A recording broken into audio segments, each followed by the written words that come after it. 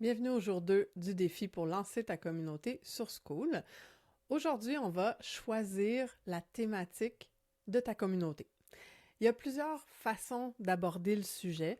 Donc, il y en a parmi vous qui veulent développer une communauté, puis c'est votre première entreprise sur Internet. Donc, vous voulez générer des revenus sur Internet et vous voulez le faire par le biais d'une communauté.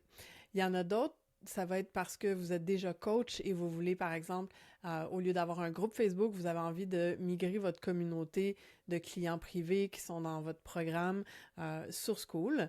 Donc, évidemment, le sujet de votre communauté va varier selon le type de communauté que vous voulez créer.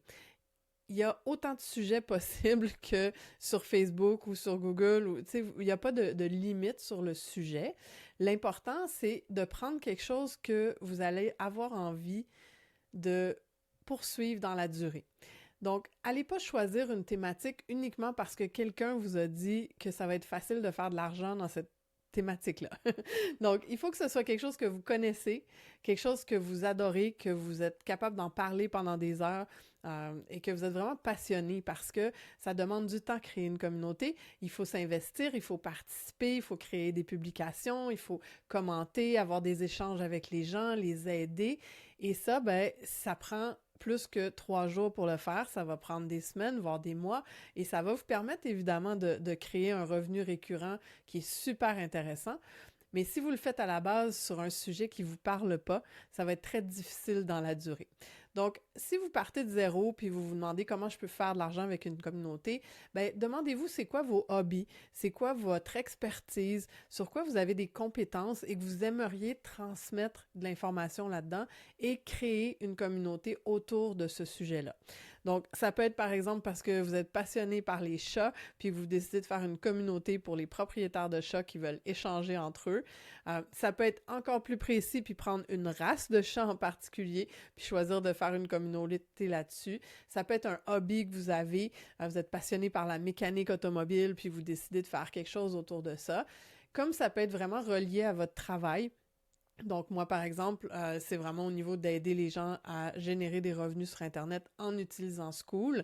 Donc, ma communauté tourne autour de ça. J'ai une autre communauté qui s'adresse aux femmes qui sont coachs, qui veulent apprendre à en faire à leur tête puis simplifier leur entreprise. Bien, la thématique va être différente. Donc, c'est vraiment important d'avoir une réflexion sur qu'est-ce que vous pouvez proposer. Et il faut que ce soit quelque chose qui intéresse les gens, évidemment. Et il faut aussi que vous ayez une réflexion sur comment vous allez le monétiser ensuite. Donc, on peut faire une communauté gratuite et générer des revenus derrière, comme on peut partir tout de suite avec une communauté payante. Donc, prenez le temps aujourd'hui, avec un papier et un crayon, notez toutes vos idées, puis regardez celles qui vous parlent le plus. Donc, déposez la liste une fois que c'est fait.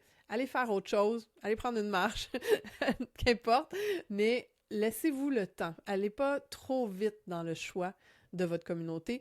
Laissez vraiment le temps de voir qu'est-ce qui vous parle le plus, parce que c'est ce qui va faire toute la différence entre un succès ou un échec plus tard. Donc, des fois, les gens veulent lancer des communautés sur des sujets qui sont trop larges, en mode je vais faire une communauté pour aider les gens. Et là, OK, mais tu vas les aider avec quoi? Donc, si vous n'êtes pas capable d'expliquer clairement le sujet de votre communauté, les gens ne vont pas venir pour se joindre à vous parce qu'ils ne comprendront pas pourquoi. Placez-vous dans la peau de vous-même, en fait, quand vous êtes sur Facebook, puis vous cherchez un groupe ou vous cherchez une communauté sur Reddit, par exemple, ou n'importe quelle plateforme, vous allez chercher des mots-clés en fonction de vos passions ou de l'information que vous cherchez ou du type de gens avec qui vous avez envie de vous entourer.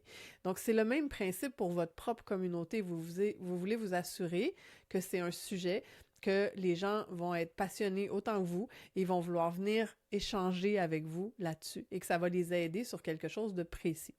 Donc, je vous invite à faire cet exercice-là, de faire une première liste. Censurez-vous pas, notez tout ce qui vous passe par la tête. Allez faire autre chose, prenez une pause, revenez, puis peut-être sélectionnez 2, 3 sujets qui vous parlent davantage et après, vous pourrez faire un choix définitif.